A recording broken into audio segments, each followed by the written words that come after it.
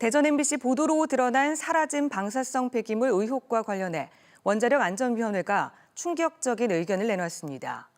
이 방사성 폐기물을 한국원자력연구원 전현직 직원들이 훔쳐다 팔았다는 겁니다. 이것도 어처구니 없는 상황인데 더 큰 문제는 이 방사성 폐기물이 어디로 갔는지 알 수 없다는 점인데요. 우리 일상 속으로 들어왔다면 상황은 더 심각할 수밖에 없습니다. 조명아 기자입니다. 한국원자력연구원의 방패물 무단 처분 혐의를 조사하고 있는 원자력안전위원회가 관련 제보를 지난 1월 접수하고 2월부터 조사를 진행하고 있다고 공식 확인했습니다. 원안위는 대전 MBC가 보도한 금과 구리 전선, 납폐기물의 상당량이 연구원 전현직 직원 등에 의해 절취 매각된 것으로 보고 있다고 밝혔습니다. 사라진 방패물은 얼마나 위험한 것일까?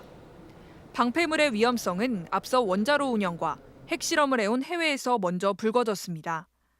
1995년 대만에서는 1980년대 초 건축된 건물 가운데 코발트 등 핵물질에 오염된 철근으로 지어진 빌딩이 79곳이나 발견됐습니다. 대만 정부는 이 오염 건물의 영향으로 89명이 암이나 백혈병에 걸렸고 이 가운데 유아를 포함해 39명이 숨졌다고 발표했습니다. 미국 온타리오주에서는 방사능에 오염된 금반지를 낀 남성의 손에서 암종이 발견되는 등 방사화된 장신구의 위험성이 드러났습니다. 만일 이 금이 금반지가 됐다, 아니면 금수저가 됐다, 그래서 일상적으로 사용하고 있다, 그러면 얘기가 다르죠. 그래서 피폭 경로가 훨씬 더 피폭량을 늘리는. 국내도 예외는 아닙니다.